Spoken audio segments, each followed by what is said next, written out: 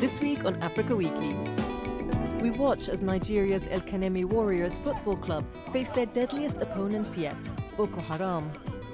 We meet the scientists taking a census of a threatened species of zebra using their stripes as a natural barcode. And we follow the Kenyan athletes trying to stay on track in the wake of anti-doping scandals. But first, a summary of the stories that made the headlines this week. The trial of former Ivorian President Laurent Gbagbo continued at the International Criminal Court this week, with accounts of 2010 post-poll violence. The first witness recalled being attacked by forces loyal to the former leader following the disputed election, as thousands of supporters of current Ivorian President Alassane Ouattara marched in the capital Abidjan. Along with his former military chief, Gbagbo is accused of crimes against humanity arising out of the violence which left around 3,000 people dead. At least 85 people died last weekend in a series of attacks by Boko Haram insurgents in the restive northeast Nigerian city of Maiduguri. In a speech to the European Parliament on Wednesday, President Muhammadu Buhari reiterated his commitment to defeating Boko Haram after having alleged in December that Nigeria had largely won the fight against the extremist group. One passenger is missing and 2 injured after a blast ripped a hole in a commercial airliner flying from Mogadishu to Djibouti shortly after takeoff. Aviation experts and the pilot believe it was most likely a bomb. During a 2-day African Union summit in Addis Ababa, Zimbabwe's president and outgoing African Union chairman Robert Mugabe called for reform of the UN Security Council and for more power for the Pan-African bloc. Donors at the summit pledged $250 million for the fight against Boko Haram insurgents, but failed to authorize a proposed peacekeeping force to stem violence in Burundi. And finally, international musicians participated in 4 days of concerts during the first edition of Festival Acoustique Bamako, 2 months after a deadly jihadist attack on a major hotel in the Malian capital. The event was the first major festival in the capital since northern Mali fell under jihadist control in 2012.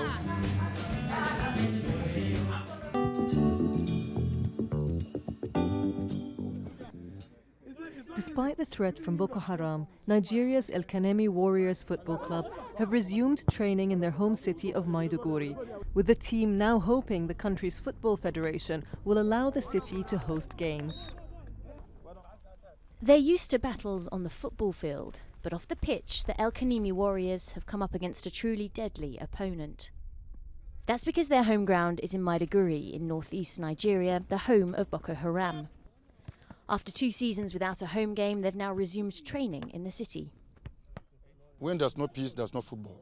You can bring football to bring about peace in the community. So by the special grace of God, after 1 or 2 matches away, we should come back to Maiduguri and play, so that the people of the community should be happy that their football has brought peace back to the state. The government claimed in December to have largely won the fight against the Islamists.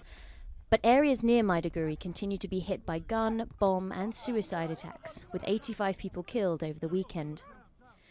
Despite the unrest, the team is optimistic about the future. We are hoping and aspire for a continental ticket.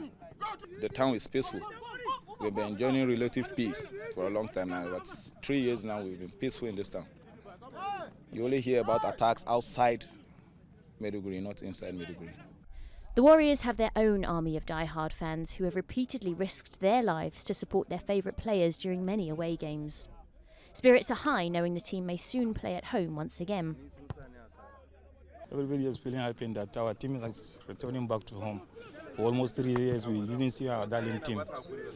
And instead of always we are on our way to Kano, from Kano to Katsina, always going to and fro. Officials are trying to convince the Nigeria Football Federation and, crucially, the 19 other clubs in the country's top division that Maiduguri is safe. The return of football here would be a relief for players and fans, but it would also send a powerful message to Boko Haram that on this piece of turf at least, peace is winning the fight.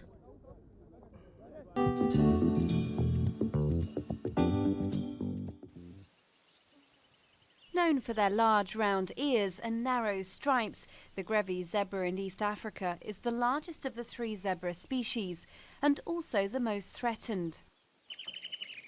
Numbering around 15,000 in the late 1970s, they're believed to be fewer than 3,000 today, which is why zoology professor Daniel Rubenstein has launched a census in northern Kenya. One of our goals is to try to understand how many Grevy zebra there are on the planet. 99% live in Kenya, so we're really trying to census the Kenya population. And rather than just do a one-day count, we've tried to organize ourselves around the idea that we would capture animals on day 1 and compare them with animals on day 2 using individual stripe recognition. Scientists, local communities, even tourists, everyone is being called on to help count the zebras. The concept is simple. Take a photo with a GPS-enabled camera, send the image to a server, and in minutes the program analyses the stripes of the animal, using them as a natural barcode. This is a match because there's a lot of hotspot information here that's matched to here. And then on the rump, there's also a lot of hotspot information where all these curlicues take place, and it matches here. And you get a relatively high raw score.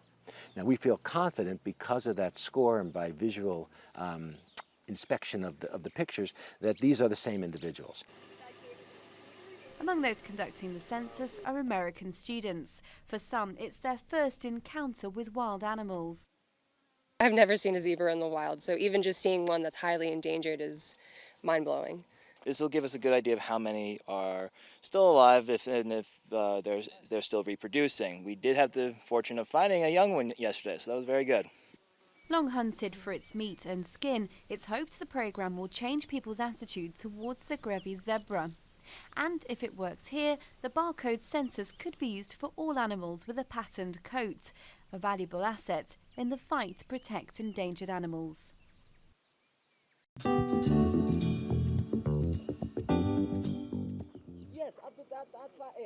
For these Kenyan athletes, this dirt track could be their road to Rio. Every day at sunrise, hundreds of hopefuls train high in the Rift Valley town of Iten. But qualifying for the Olympics isn't their only challenge.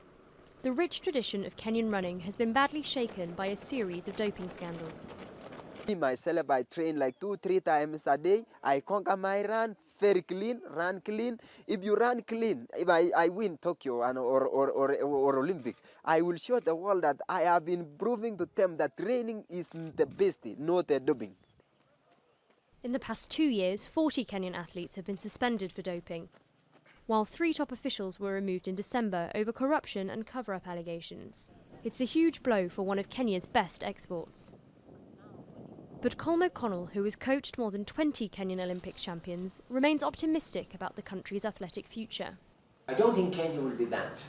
That's my belief. No, because I don't think, and of course I'm hoping, that doping is not systematic in Kenya. You know, there's no evidence that I can see that the federation or the government or anybody were systematically involved in it or promoted it. Runner David Rudisha, who is looking to defend his 800-metre Olympic title in Rio this summer, comes to train in Iten every year, and he's worried about the example set for the younger generation. Doing such a thing, I think, is just like killing sports, and that is what we really discourage. And we tell, all sports people, and even those who are upcoming, there will be time for everything. And if you have talent, then why doubt yourself? If you train well, get the best coaching, and get best places to do your training, and you will make it. Athletics' world governing body is already battling accusations of corruption, and an independent report has also alleged state-sponsored Russian doping. Kenya has vowed to take action to tackle the cheats and protect its own sporting reputation. But there could be a long road ahead.